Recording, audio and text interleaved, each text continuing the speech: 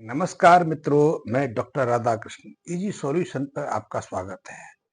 सबसे पहले तो आपसे अनुरोध है कि यदि अभी तक आपने मेरे इस चैनल को सब्सक्राइब नहीं किया है तो सब्सक्राइब भी कर लें और मेरे बेल आइकन को प्रेस कर लें ताकि मेरा हर वीडियो आपको सहजता से और शीघ्रता से उपलब्ध हो सके। दूसरा, इसको समविचारक मित्रों तक शेयर भी कर सकते हैं ताकि हमारी जो थोड़ी बहुत जानकारी है उन तक भी पहुंच सके।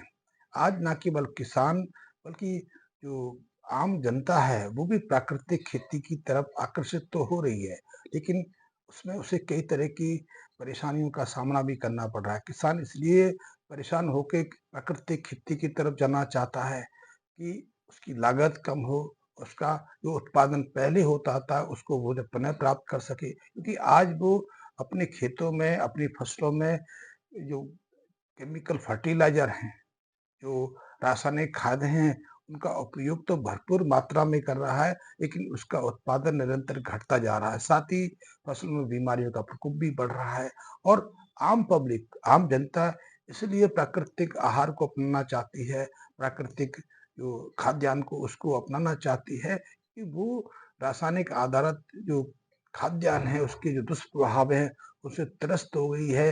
बीमारियों का चारों तरफ प्रकोप बढ़ता जा रहा है। ना केवल उसे स्वास्थ्य और आयु पर प्रभाव पड़ रहा है, बल्कि उस पे इलाज कराने पर भी उसको अपनी आय का एक अधिकांश बड़ा भारी भरकम बोझ उठाना पड़ रहा है। तो दोनों ही से त्रस्त हैं। 1980-90 तक एक ऐसा समय था जब किसान आदि की तुलना में आधी खाद का प्रयोग करता था, आधी से कम खाद का प्रयोग करता था, लेकिन उसका जो उत्पादन था वो 80 से 90% तक हो जाता था और उसमें बीमारियां भी नहीं थी। साथ ही फसल के साथ में कई तरह के खरपतवार भी होते थे जिन्हें उसको हाथ से उखाड़ना पड़ता था। उसके बावजूद भी आधी अधूरी खाद के रूप में जो वो अपने फसलों में उपयोग करता था, उससे भी उसका भरपूर मात्रा में उत्पादन हो जाता था, चाहे वो डीएपी हो, चाहे यूरिया हो या दूसरी खादें हों। और उसको जो कीटनाशक दवाओं पर तो खर्च ही करना नहीं पड़ता था, क्योंकि फसलों में कीट प्रकोप भी नहीं करते थे। लेकिन आज परिस्थितियां बिल्कुल बदल गई हैं। आज परिस्थितियां ये हो गई हैं कि किसान जो रिकमेंडेड केमिकल फर्टिलाइजर हैं उसकी मात्रा को तो 2 से ढाई गुना तक ले गया। कई फसलें तो ऐसी हैं जिनमें वो 1980-90 की तुलना में 3 गुना ज्यादा खाद का प्रयोग कर रहा है, फिर भी उसका उत्पादन निरंतर घट रहा है। फिर भी उसका उत्पादन 60 से 70% तक बढ़ता नहीं। पहले यदि उत्पादन में गिरावट आती थी तो प्राकृतिक आपदा इसके पीछे होती थी, कोई खरपतवार उसका दोषी नहीं होता था। लेकिन आज तो खरपतवार है ही नहीं, क्योंकि हमारे पास तो पेस्टिसाइड ही आ गई हैं। हम ऐसी खरपतवारों को दवाओं के माध्यम से समाप्ति कर देते हैं, फिर भी फसल का उत्पादन निरंतर घट रहा है। लेकिन इसके साथ में एक चीज देखने में आ रही है कि फसलों में रोगों का प्रकोप बढ़ता जा रहा है, बीमारियों का की जो आक्रमण है वो बढ़ रहा है। और उसके कारण अब किसानों को अपनी जो फसल के उत्पादन का एक बड़ा हिस्सा, कभी कभी तो आधा हिस्सा या एक तिहाई हिस्सा दवाओं पर खर्च करना पड़ता है और इससे उसकी जेब पर बहुत भारी बोझ पड़ रहा है। साथ ही उसकी जो फसलें हैं, उसका जो उत्पादन है वो विषाक्त होता जा रहा है।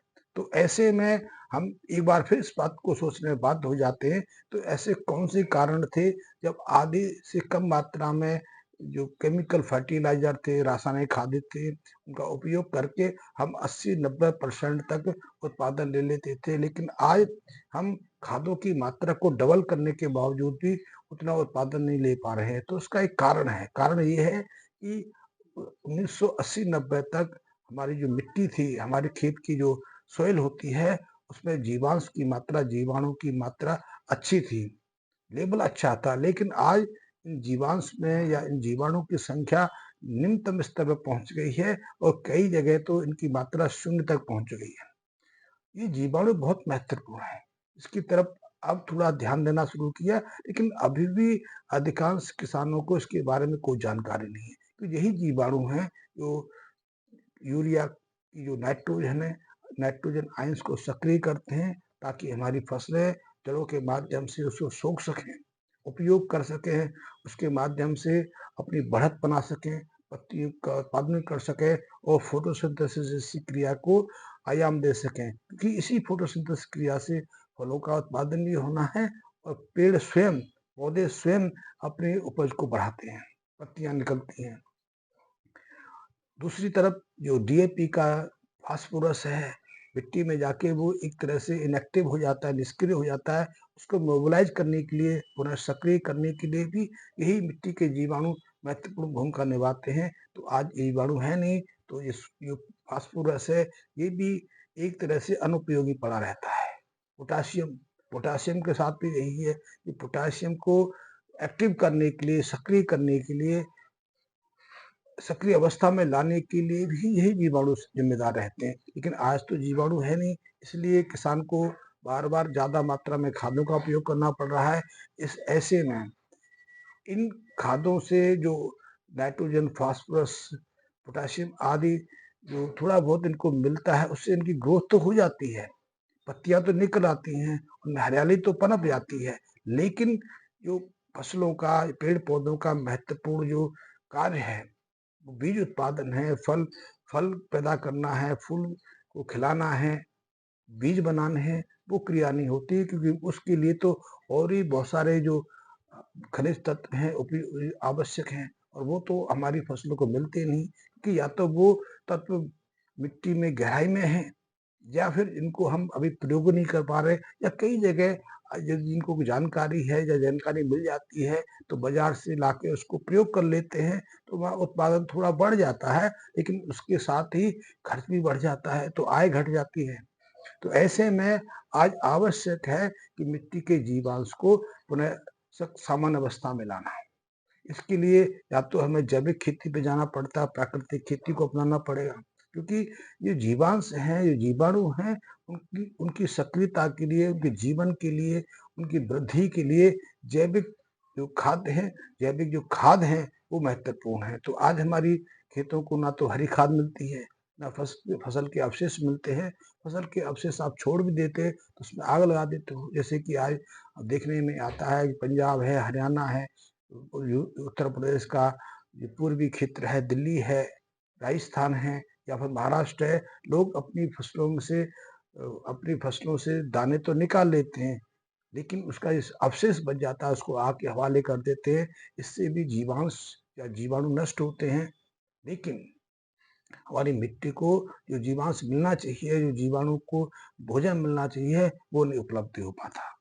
आज कई तरह के जैविक जो जीवाणु बाजार में उपलब्ध हैं, लेकिन वो भी सीमित मात्रा में है।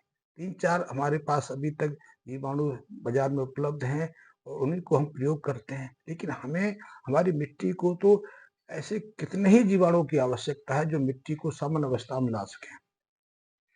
उसका एक हल हमने भी निकाला है, हाल ही निकाला है कि गाय के गोबर में ऐसे सैकड़ों तरह के जीवाणु होते हैं, सैकड़ों तरह के ऐसे बायो एक्टिव रसायन रहते हैं, ऐसे बायो हेंसर रहते हैं, जो मिट्टी की इस जीवांश वाली जो स्थिति है उसको सामान्य करने में मदद करते हैं। तो उसको हमने गौरस नाम दिया है, गाय के गोबर से उसको प्राप्त किया है।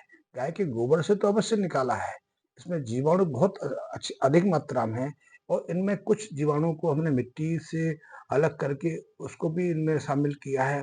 साथ ही ये जीवाणु जो हम खेत में देते हैं, मिट्टी में जो इनका प्रयोग करते हैं, तो ये जीवाणु गोबर या दूसरे जो जैविक पदार्थ हैं उनके डिकम्पोजिशन में मदद करते हैं। इससे मिट्टी के अंदर जीवाणु की संख्या फिर से बढ़ने लगती है। तो मिट्टी में जीवाणु की संख्या बढ़ेगी, तो इससे न केवल मिट्टी सामान्य अवस्था में आएगी, बल्कि जो खाद आप प्रयोग करते हैं उनकी कम आवश्यकता होगी। और जितना भी खाद आप प्रयोग करेंगे, वैसे तो खाद का प्रयोग करना ही नहीं चाहिए, खाद आवश्यक तो है, बिना नाइट्रोजन, फास्फोरस, सल्फर या 17-18 जो मिनरल्स हैं, उनके बिना पौधों का जीवन नहीं है, पौधों का विकास नहीं हो सकता। जैसे हम बिना आहार के नहीं रह सकते, हम सिर्फ हवा के माध्यम से जिंदा नहीं रह सकते, हम सिर्फ सोच या दृढ़ विचार के माध्यम से जिंदा नहीं रह सकते। हमें जिंदा रहने के लिए, स्वस्थ रहने के लिए, निरोगी रहने के लिए आहार की आवश्यकता रहती है। उसी तरह जो फसलें हम अपने खेतों में लगाते हैं, जो साग सब्जियां, फल हम अपने पेड़ों में रोपते हैं, उनके विकास के लिए, उनके जीवन के लिए, उनके फलने फूलने के लिए तो ये पोषक तत्वों की ज़रूरत है। इन पोषक तत्वों को कहाँ से लेते हैं? भिन्नता इस पे रहती है, मतभेद इस पे रहते हैं। या तो हम इसको केमिकल फर्टिलाइज़र से प्रयोग कर रहे हैं, जैसे कि पिछले 50 सालों से कर रहे हैं, या फिर हम जैविक पदार्थों से, प्राकृतिक पदार्थों से को प्राप्त करें। प्राकृतिक जो अवस्था से इनको प्राप्त करते हैं, तब इनके दुष्प्रभाव नहीं होते और हमारी जो पेड़-पौधे हैं, हमारी फसलें हैं, अच्छा उत्पादन देती हैं। तो उसी को हमने स्थापित करने के लिए इस गोरस को तैयार किया है। इसमें बहुत तरह के जीवाणु, हमने सभी का परीक्षण नहीं कराया क्योंकि हमारी इतनी हैसियत भी नहीं है कि हम सभी जीवाणु का परीक्षण करा सकें। फिर भी जितनों को कराया है वो अद्भुत है, क्योंकि जब हम इस गोरस का या इस सुपर गोल्ड, जो हम गोरस के नाम से या गोबर घनसत्व के नाम से बार बार संबोधन करते हैं, इसका प्रयोग अपनी फसल में करते हैं, जमीन में करते हैं, तो उसमें एक बदलाव आने शुरू हो जाता है।